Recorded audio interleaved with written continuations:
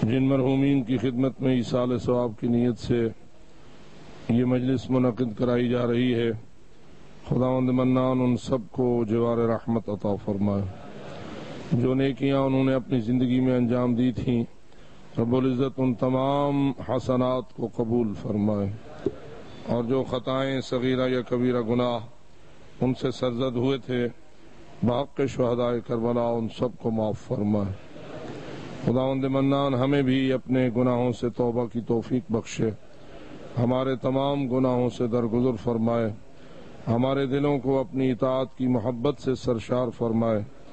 معصیت کی نفرت ہمارے قلوب میں راسخ فرمائے، موت کا وقت ہمارے لیے باعث راحت قرار دے، ہمیں زیارت امیر المومنین اور شفاعت آل محمد سے سرفراز فرمائے۔ خداوند منان ہماری ان دعاؤں کو جلد از جلد قبول فرمائے۔ اپنی ان دعاؤں کی قبولیت اور حاجات کی برابری کے لیے ایک مرتبہ پھر بآواز بلند صلوات۔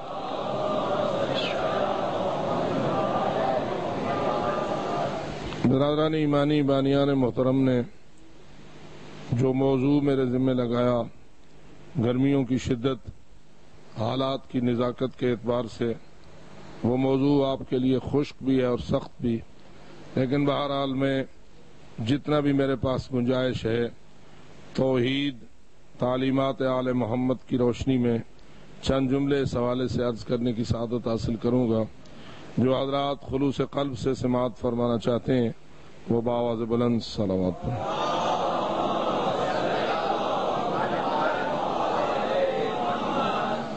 بنیادی طور پر تو توحید ہی قرآن صامت کا بھی موضوع ہے اور قرآن ناطق کا بھی موضوع ہے، اس لیے کہ اللہ وہ ذات ذوالجلال ہے، جب تک وہ اپنی معرفت خود نہ کروائے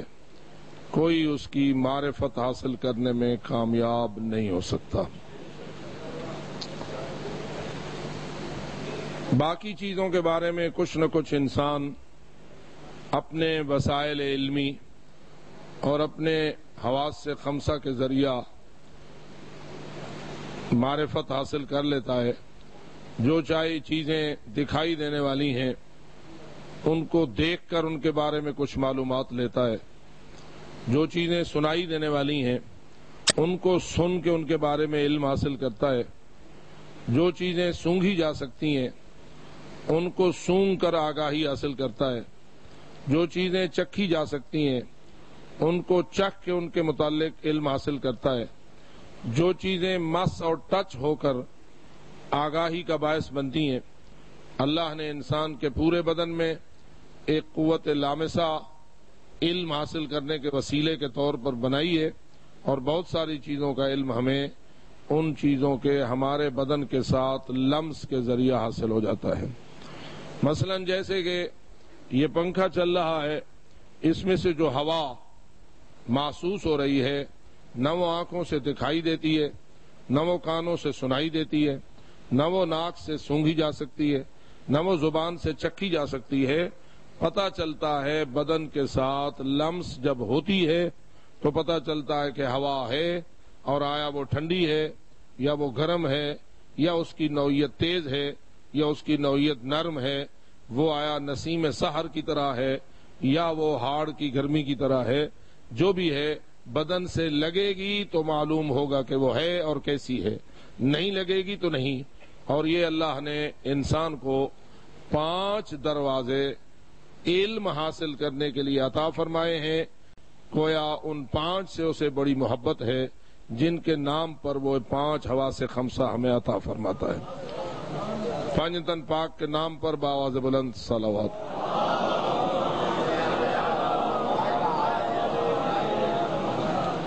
لیکن خود ذات ذوالجلال رب وحدہ لا شریک ایک ایسی ذات ہے جو ہمارے ان حواس سے خمسہ کے ادراک سے باہر ہے، نہ وہ دکھائی دینے والی ہے، نہ وہ سنائی دینے والی ہے، نہ وہ سونگھی جانے والی شے ہے، نہ وہ چکھی جانے والی ہے، اور نہ وہ لمس کرنے والی ہے۔ جب وہ 5 حواس سے خمسہ جو انسان کے پاس علم کے وسائل کے طور پر خالق کی عطا ہے ان کے دائرے سے باہر ہے، اور فرماتا ہے کہ میں نے کائنات کو خلق ہی اپنی معرفت کے لیے کیا ہے۔ کنت کنزا مخفیا فاحببت ان اعرف فخلقت الخلق لکی اعرف، میں ایک مخفی خزانہ تھا، میں نے چاہا کہ میری معرفت حاصل کی جائے تو میں نے خلق مخلوق کیا تاکہ میری معرفت حاصل ہو۔ تو اے اللہ، انسان کو تو نے اشرف المخلوقات بنایا، لیکن ان اشرف المخلوقات کو بھی اپنے سے باہر کی دنیا کا علم حاصل کرنے کے لیے جو 5 ذرائع علمی تو نے عطا فرمائے، تو خود تو ان 5 سے ماورا ہوا، تو ہم تیری معرفت کیسے حاصل کریں؟ یا تو دیکھنے میں آتا تو ہم دیکھ کے تیری معرفت حاصل کرتے، یا تو سننے میں آتا تو ہم کان سے سن کر تیری معرفت حاصل کرتے، تو کوئی سونگھی جانے والی چیز ہوتی تو ہم سونگ کر معرفت حاصل کرتے، چکھی جانے والی چیز ہوتی تو ایسا ہوتا، لیکن نہ تو لمس میں ہے، نہ تو مرئیات میں ہے، نہ تو مسموعات میں ہے، نہ تو مشمومات میں ہے، نہ تو مذوقات میں ہے، تو لمس ہونے والی چیزوں میں سے ملموسات میں سے بھی نہیں ہے، تو تیری معرفت کیسے حاصل ہو؟ تو اس نے کہا میں اپنی معرفت حاصل کرنے کے وسائل بھی خود خلق کروں گا۔ اس معرفت کے لیے اس نے نظام ہدایت بنایا۔ آپ کو پتہ نہیں نظام ہدایت زیادہ اچھا لگتا ہے یا نظام رزق؟